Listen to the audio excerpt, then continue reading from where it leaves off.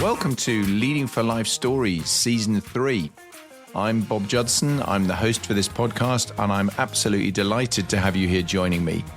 Regardless of whether you're a seasoned listener who's been with me since the beginning, or whether you've just dropped in for the occasional episode, I really hope you enjoy the mix of content that I provide, the personal stories, the thematic episodes, and the guests that I have on the show. And I hope you find it all interesting and at least some of it useful. And without further ado, let's go.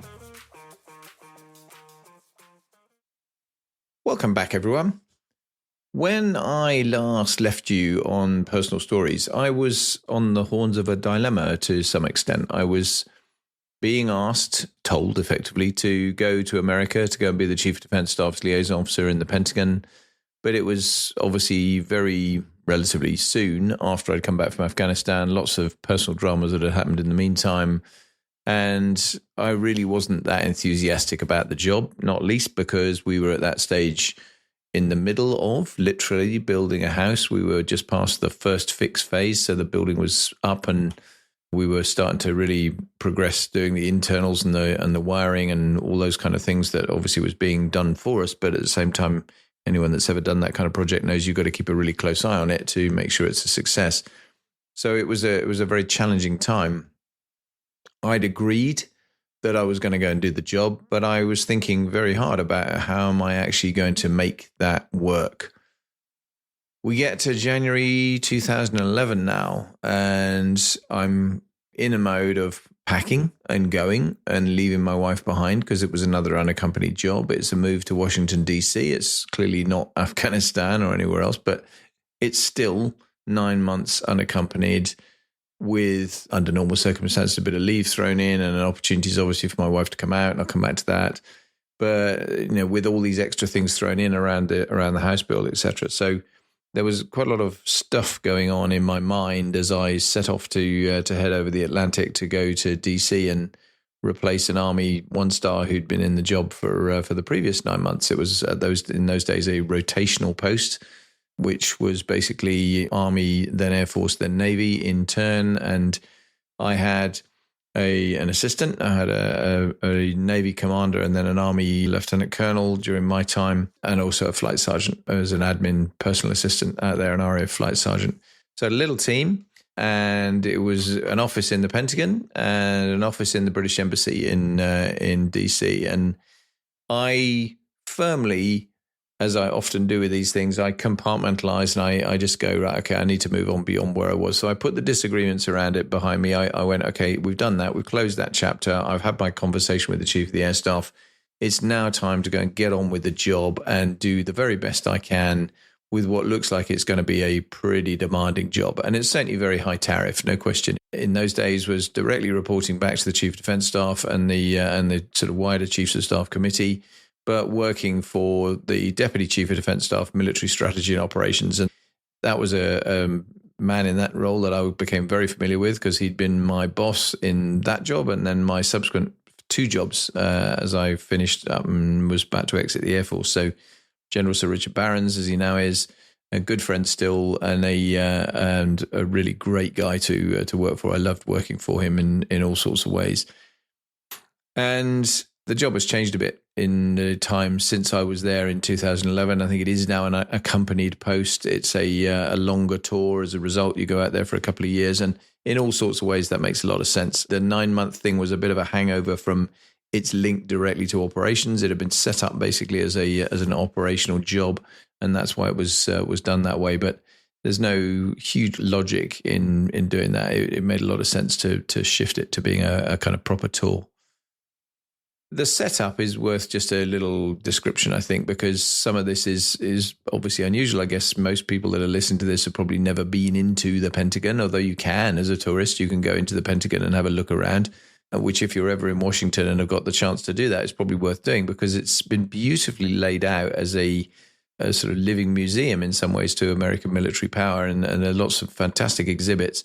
And there's some tour guides who are all military, who their specialist skill, which they train for a long time to do, is they will walk the entire thing facing backwards. So they're facing their tour party They don't turn around and walk with their back to the party. They will walk facing their tour party backwards the entire way around the Pentagon, which is very amusing to watch when you get in there and see it.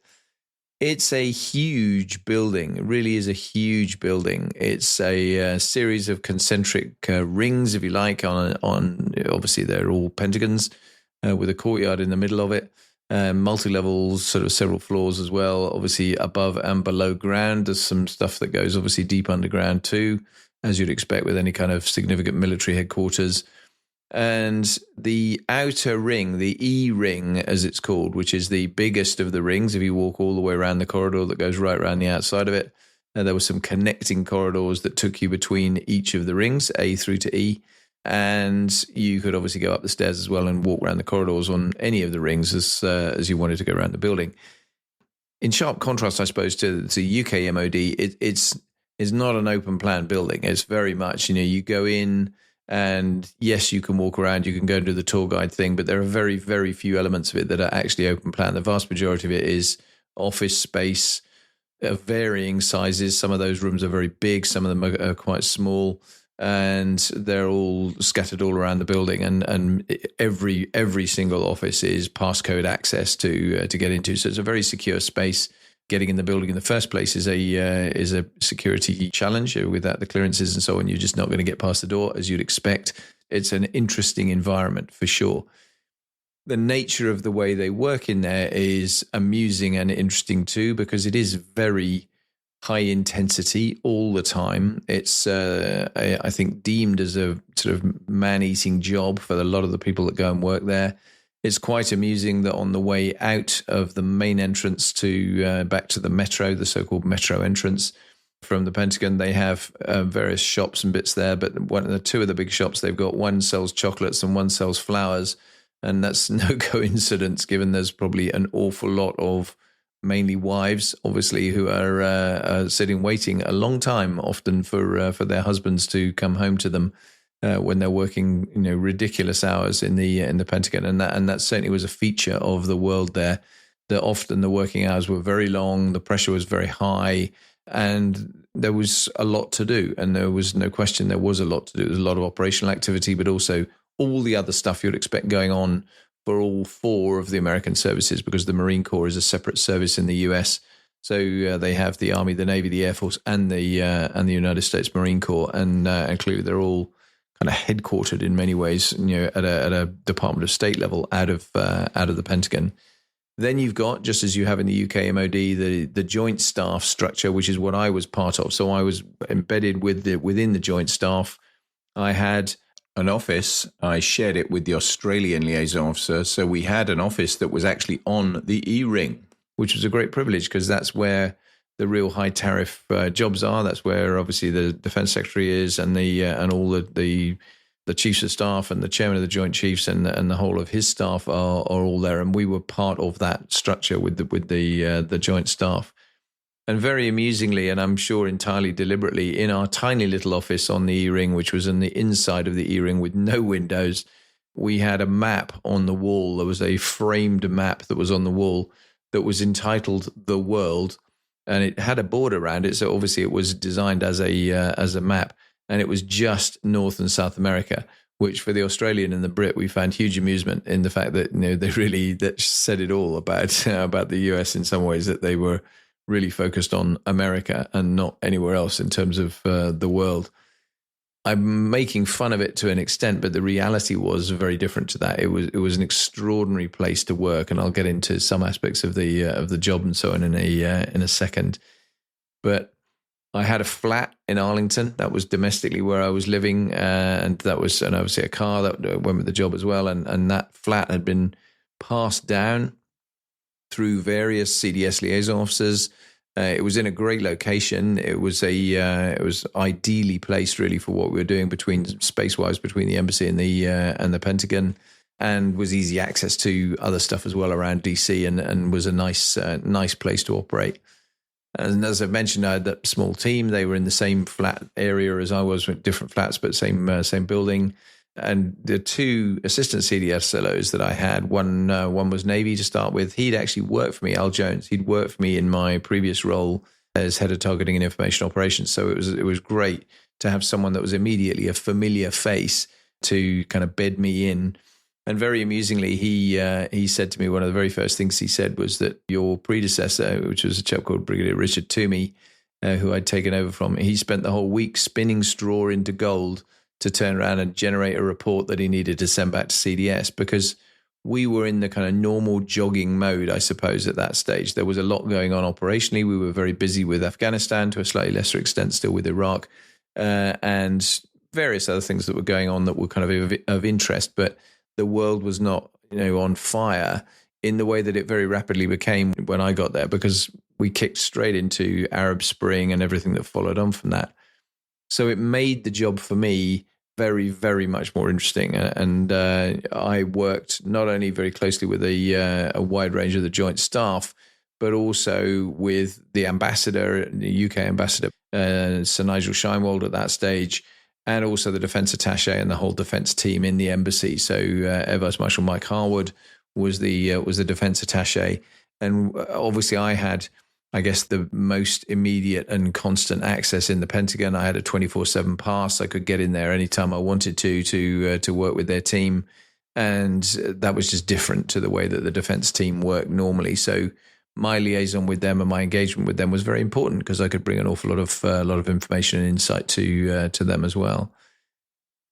What I guess was really, really interesting, though, was the special relationship. People have talked about the UK-US special relationship for years, often in quite disparaging terms, saying it really doesn't exist, and it's not one of those things that it's amped up too much by prime ministers and leadership of various bits of the organisation.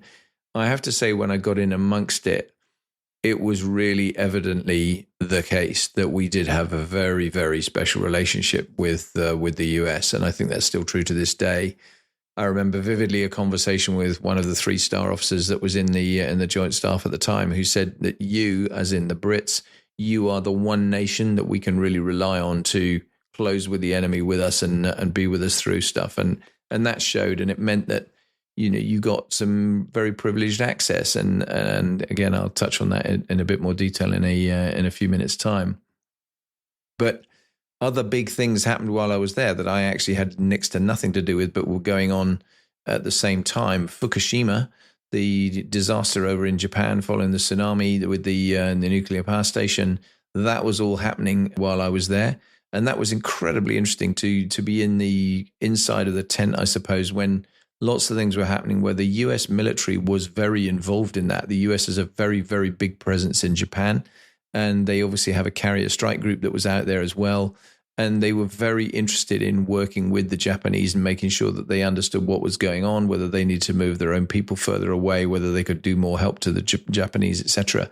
So those kind of things, and that genuine kind of global power that you got a sense of from the US side was amazing to witness, absolutely amazing to witness. It was a real privilege to see that.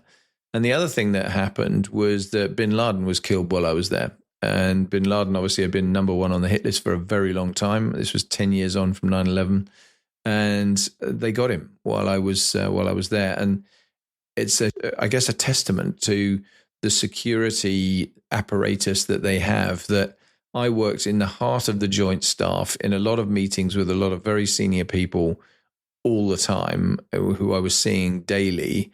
And I went away for the weekend, and I came back on the Monday having seen in the news that they'd killed bin Laden. And I had absolutely no idea that that operation was even on the cards.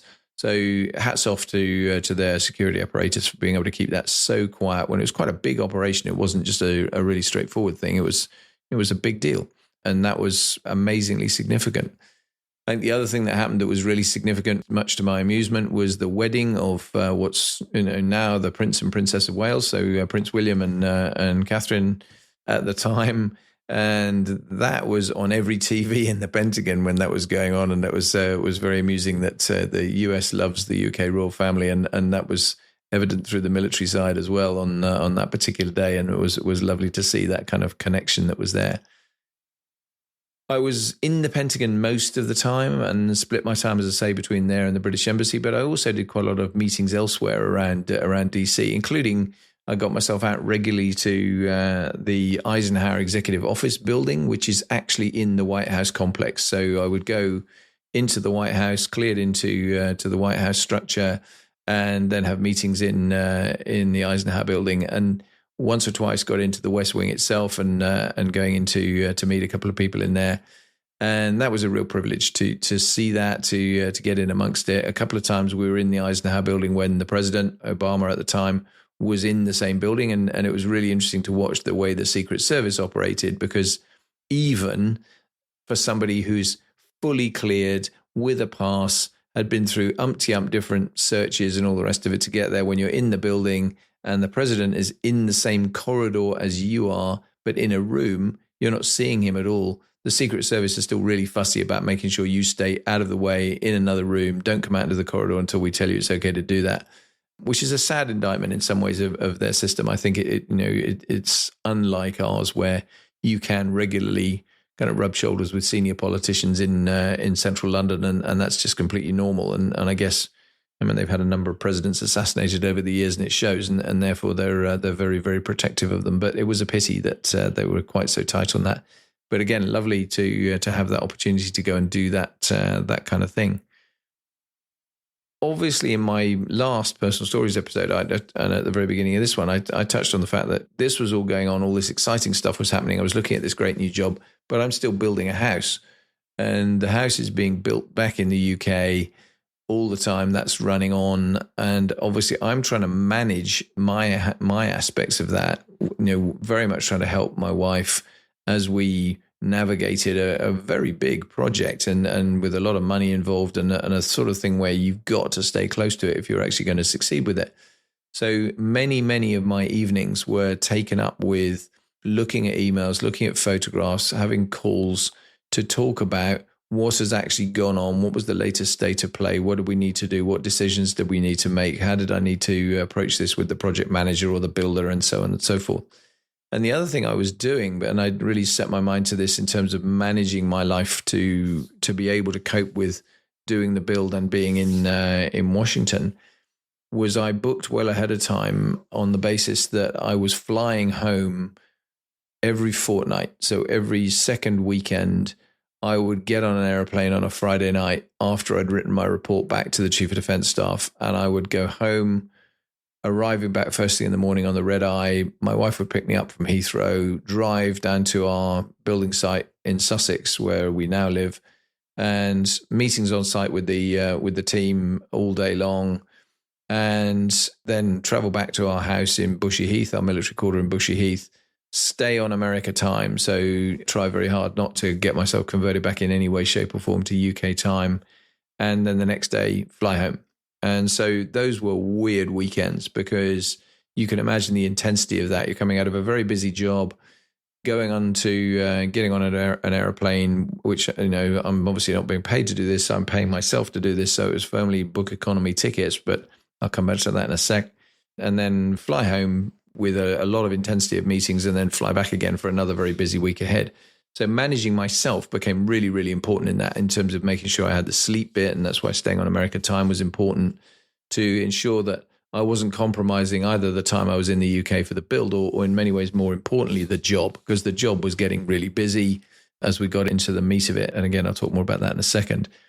I mentioned the economy class tickets bit because for the first time in my life, this was where I was immensely grateful that I had a number of good mates who were in the airline business, and one in particular, who I'm not going to name him on here because I'll spare his blushes, but who was absolutely outstanding, making sure that I didn't spend very many times of those flights sat in economy the whole way home. I got upgraded a lot of times, and that was an absolute lifesaver, because it meant that, I could get back in, having flown back overnight on the, if I was in business class, as I very regularly was, then that was really lovely, because it meant that, I could make that time so much more effective than if I'd got no sleep and I was sat in economy, etc. So I really did get very used to, being bumped up, and the odd time that it didn't happen was a really acute disappointment that I was still sat in economy for the trip, but that was a small price to pay given the nature of what I was trying to achieve. But that did make it complicated, no question. And I did that for essentially 6 of the 9 months I was there. And we then got to a point that the build was kind of advanced enough that I didn't need to continue doing it. And so it was okay to step away and not do so much of that. And in the last part of it, my wife actually came out and she spent the last month out with me in the States, which was lovely to get her out to go and have a bit of a look at Washington, a bit of a time to tour around a bit. Things had calmed down slightly on the work front as well by then, and that was great. Amusingly, she arrived out for that trip, and I think within the first week, we'd had the earthquake in Washington, D.C. that was 5.8 on the Richter scale, and that might not be a lot if you live in San Francisco or Japan, but it was certainly a lot if you live in Washington, D.C., and buildings shook big time. I was in the Pentagon. The whole Pentagon was shaking, and it was pretty scary. The apartment where my wife was, our apartment was on the 16th floor, so you can imagine that was shaking really violently. And so that was quite exciting, to say the least. And then at the end of that same week, we had the tail end of one of the hurricanes coming through that came up the coast and lashed us with very strong wind and an awful lot of rain. So I was looking at my wife going, you've arrived and all this stuff's happened. There's some kind of coincidence here. And we had a good laugh about that. But it was really lovely that she was able to come out and spend some time with me there.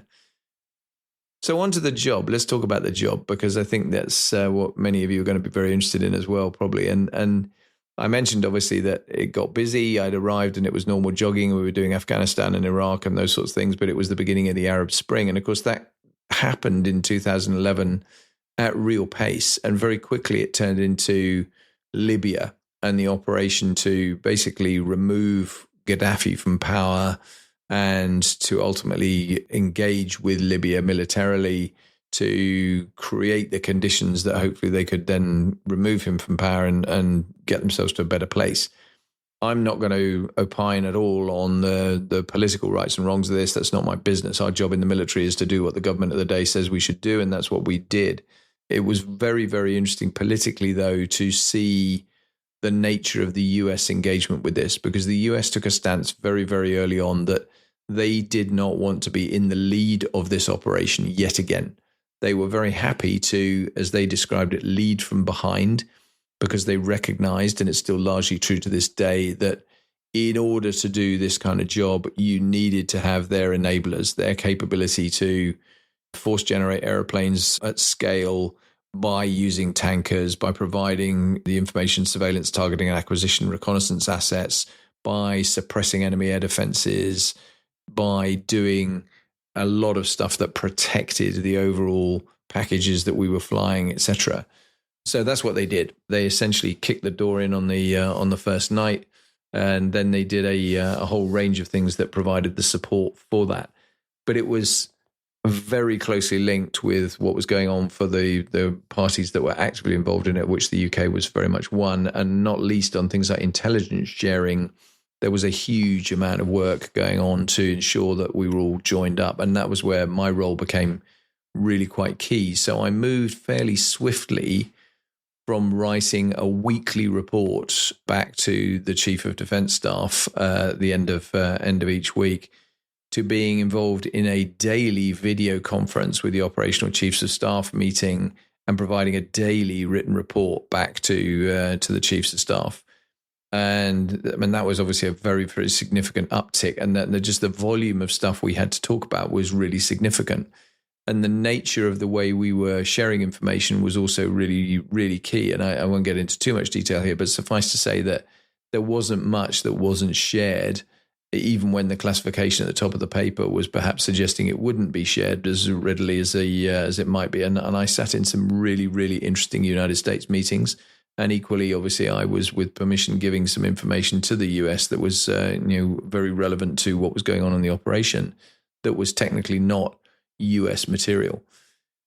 And that was, again, a privilege to be part of that. Lots of people in the past have been in those kind of worlds where you sit in, as the US describe it, no foreign meetings, so US no foreign, and it's a US eyes only kind of environment. When you actually do it for the first time, that's a real kind of moment. You're definitely sitting in there knowing that you're in a terribly privileged position to be doing that, and it's really a huge responsibility that is on you as an individual, but also is by those who are actually inviting you into that meeting to have that trust relationship that you know that this is going to work.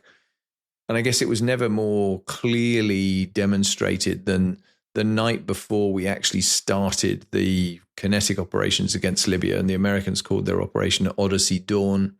And I got a call probably about 7 o'clock, I suppose. And I was still in the Pentagon actually that evening. I got a call. Could I go to the J3's office? Now I work most closely with the J2, the J3, the J5. And so J2 is intelligence, J3 is operations, J5 is plans.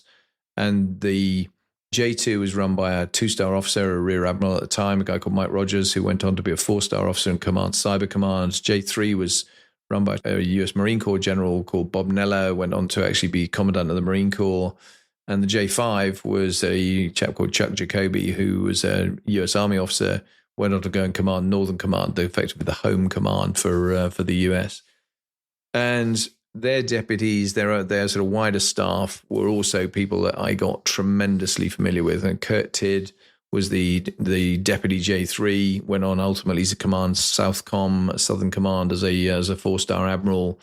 Ben Hodges went on to command US Army in Europe as a 3-star Army officer. I worked really closely with him. And last of the ones I'll name check on here was Mark Milley, who at that stage actually was a colonel 1-star select, so was about to be promoted to 1-star, but he then was the chairman of the Joint Chiefs during President Trump's first term.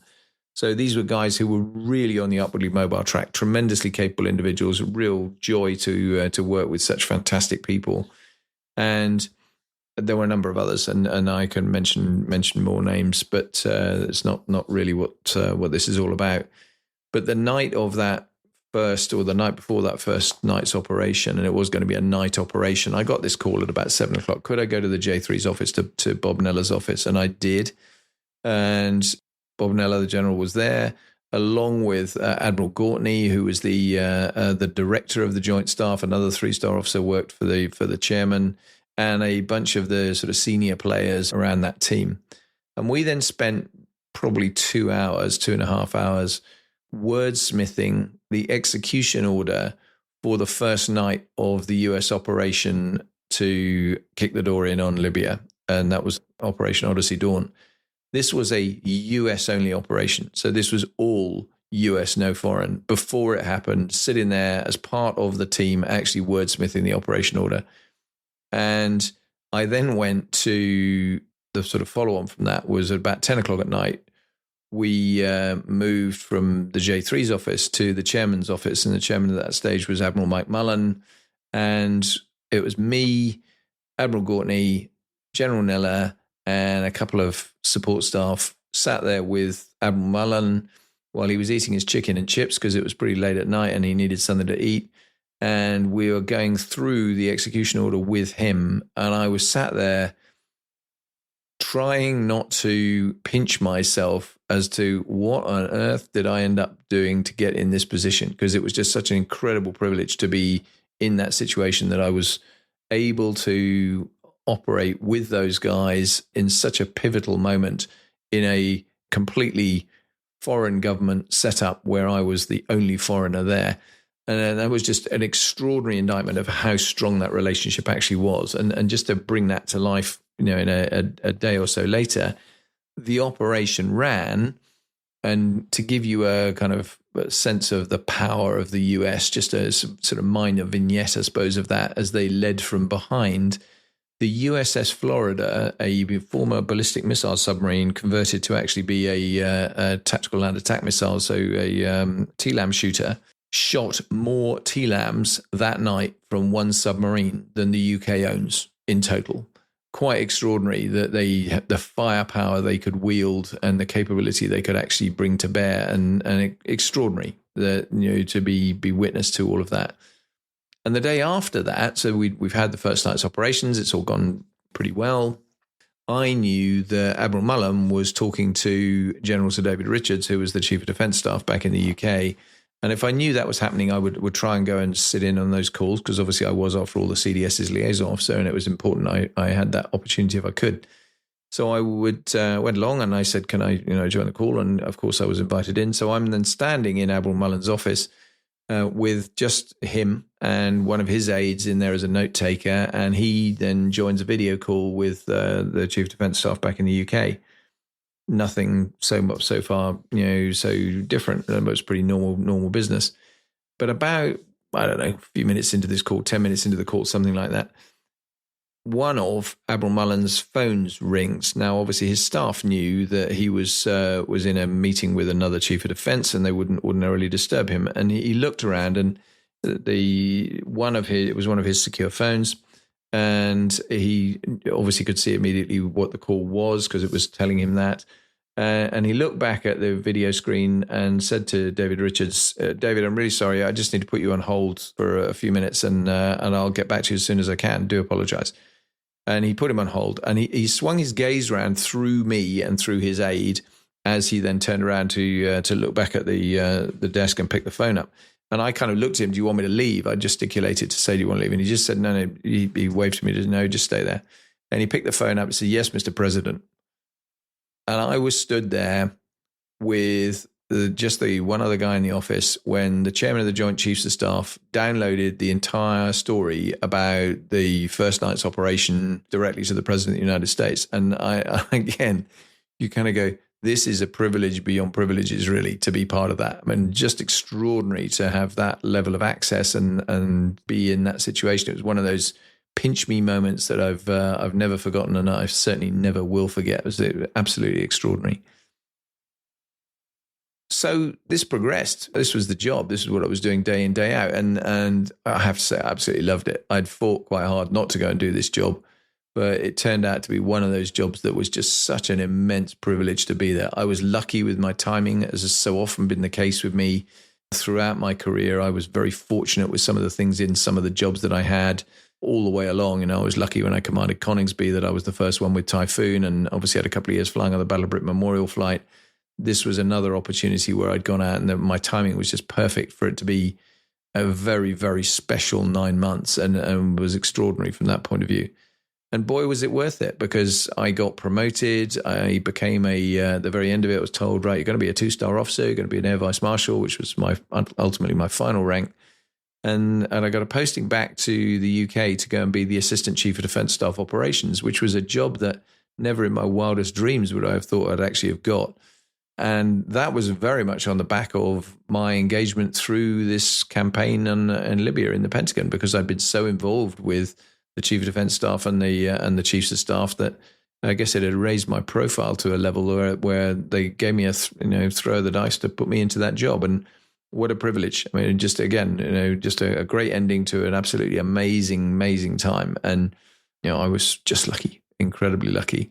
It was a crazy 9 months, and it felt like I'd packed in several years worth of work, both on the work front and on that personal bit, because the other side of the good news was that the house was just about finished.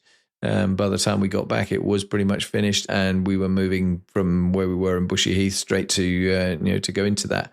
So that was the sort of next chapter that I'll get to when I do the next personal story. But this was a ride and a half, and an extraordinary set of circumstances, an extraordinary insight to what the Americans do, what they're capable of, to be there with some really interesting other things going on in my time, to have met some incredible people who were and still are in many instances friends of mine from that time.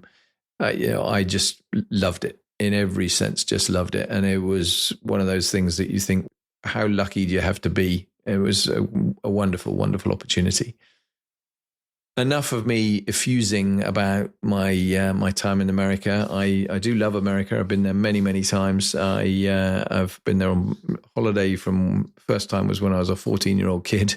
And then many times on holiday, many times on work trips. The first time I really worked there properly was obviously that Pentagon job, and that was just such a great capstone to my kind of American experience. Been there since, but that was still just a wonderful thing to do. And that's it for this week. I hope you've enjoyed it. I hope it's been giving you some insight into some of the stuff that went on, some of the stuff in the Pentagon if you ever get the chance to go and visit, I really do recommend it. Washington, D.C. is, if you haven't been there as a city, is an amazing place. The Smithsonian Institute alone, the National Archives, those kind of things, incredible things to go and see. And obviously, as well as the Capitol building and the White House and then Washington Monument and all those sorts of things. But the Pentagon should definitely be on your list if you get a chance to go and have a look. Wouldn't necessarily be an obvious place to go, but if you can get there and you've got any interest in the kind of military stuff, then I think you'll find it fascinating to go and have a look around. I will be back again with another personal story before terribly long, but meantime, I'm trying to rope in some more guest interviews to entertain you. I'm very grateful for you listening as ever. If you've enjoyed it, if you find it valuable, then please think about supporting it. And you know the support the show links there. If you can go to that and go to patreon.com and actually give me some financial support, that would really, really help with keeping this thing alive. And if not, then just give me some other feedback and let me know what you think and give me your words of wisdom as to whether this is useful for you or not. But thanks ever so much for listening. Really appreciate it. All the very best. Speak to you very soon. Bye now.